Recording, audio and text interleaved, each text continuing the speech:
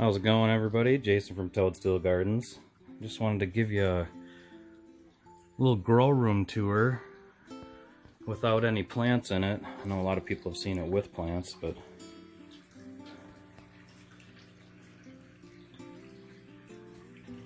kind of go over some lighting, heating.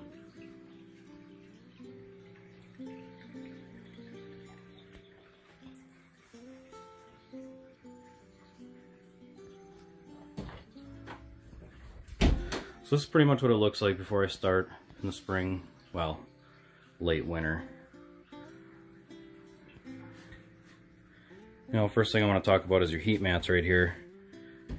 You're always going to have a little more success with some good heat mats. And you got to regulate your temperature in your room, because these heat mats will raise the temp anywhere from 15 to 20, 25 degrees on that soil, so you don't want it to get too hot. I recommend 15 to 21 watt heat mats, because then you're not going to have to be super cautious, because they're not going to heat up a lot.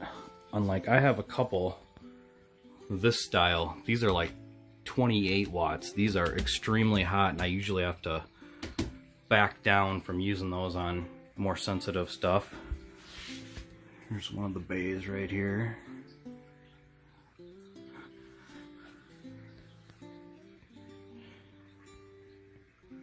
Now on these two, I am running the T5 grow lights, and there's 4 lamps in there.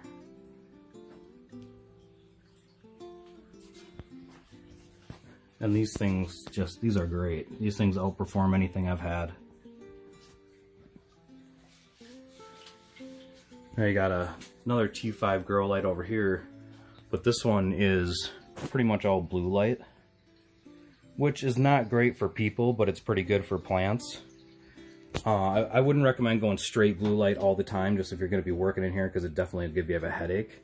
But the only reason I haven't changed those out is because I got the lamp free, and I'm going to let the bulbs die out themselves. So, but you can see those are fluorescents. And then down on this one, I am running an LED shop light. I think I picked this up from Fleet Farm on sale for like 10 bucks or something like that, but it's still gonna hit. I think it's still hitting about 4,000 lumens, which is definitely a little lower than you want. But this is my bay where I put my plants that are bigger, that don't need quite as much light because they're already bigger, and it's a matter of, you know, 1 or 2, maybe 3 weeks before they go out in the grow room, before they go out in the greenhouse. But you definitely want some nice lights. Here I'm running a shop light here. This one's about 4,800 lumens. Now this is basically like a workplace hallway LED light, but we're still pushing 5,000 lumens, and this thing does spectacular, and it's extremely cheap to run. I got this, I think, at an estate sale for 5 bucks. I mean, you can't even buy the bulbs for that.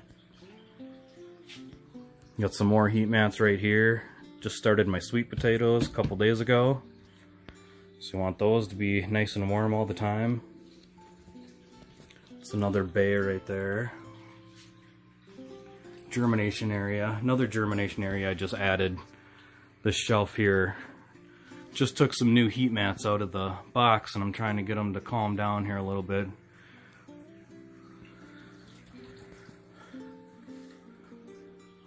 I added an 80-gallon overwintering fish area.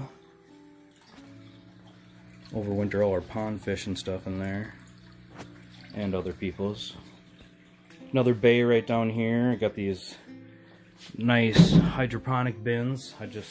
After my plants get transplanted into solo cups or like 3-inch, 4-inch pots, I just set them directly in those tubs, and I can choose to bottom water or I can choose to top water.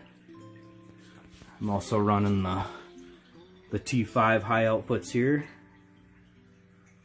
They do spectacular. I probably noticed most of my walls here are painted white and my shelves. If you go white background, that's the best background you can do for plants. A lot of people use like that, almost like that foil reflective stuff, or tin foil or mirrors.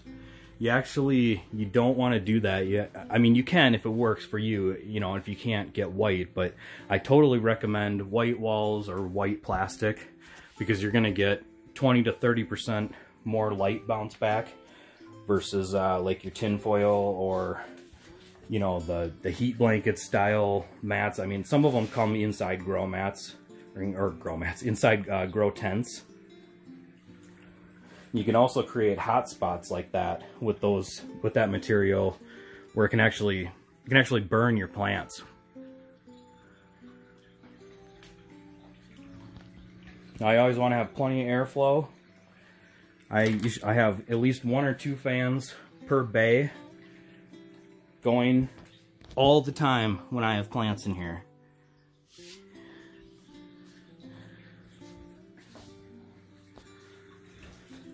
I've got another germination rack right here.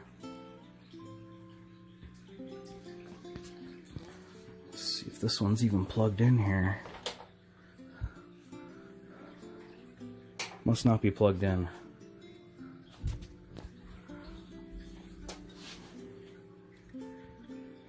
Yeah, I must not have plugged it in.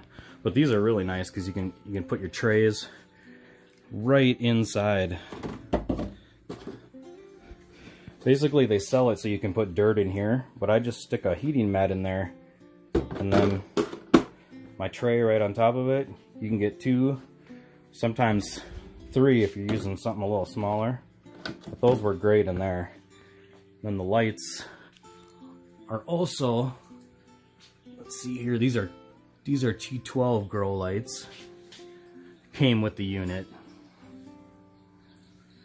But what's nice about those is I have 1, 2, 3 shelves that I can germinate on, but when these lights are on, I can put stuff right on, you know, germination containers right on top of here too, and that'll actually be perfect. It's almost the exact heat as a heat lamp, or as a heat mat.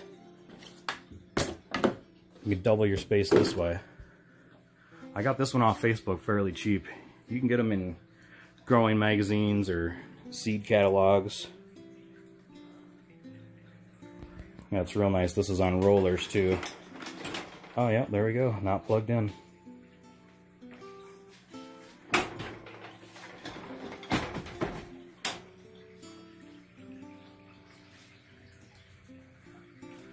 And then for heating, I first have a line coming in from one of the bedrooms off the regular furnace. And that goes right down into my pump room, but I actually have it sitting right on top of the intake line where the water comes right in from outside. I run a private well.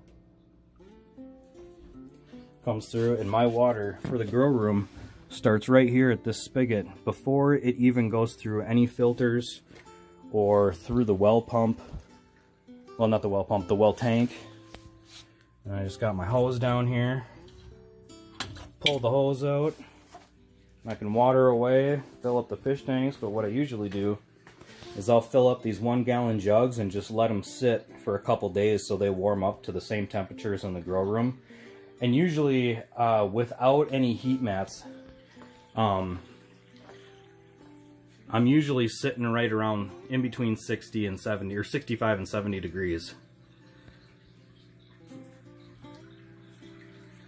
So those heat mats will warm up 15-20 degrees, so it'll be plenty warm in here.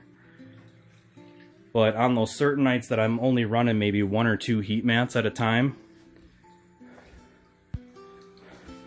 I'll use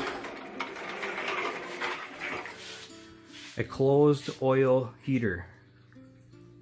It's electric, but these are great because a lot of them have shut off switches if they tip over, but they can't even get hot enough to burn you. Like this can be on full blast and you can touch it and it's not gonna burn you.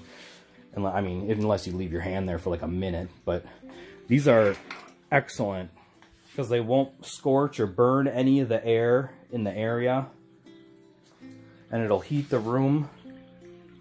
It's exact precise where you want it, and it's nice because once that oil heats up, it'll sit there and circulate inside those fins most of the time without, you know, using any, you know, additional heat for, you know, a certain amount of time. But way more efficient than like your standard space heater, and your space heater is gonna burn that air right up.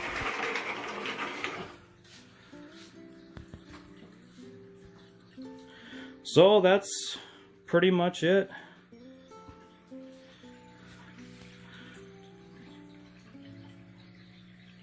Where I start all the plants before they go out to the greenhouse and outside. I do all my seed starting in here.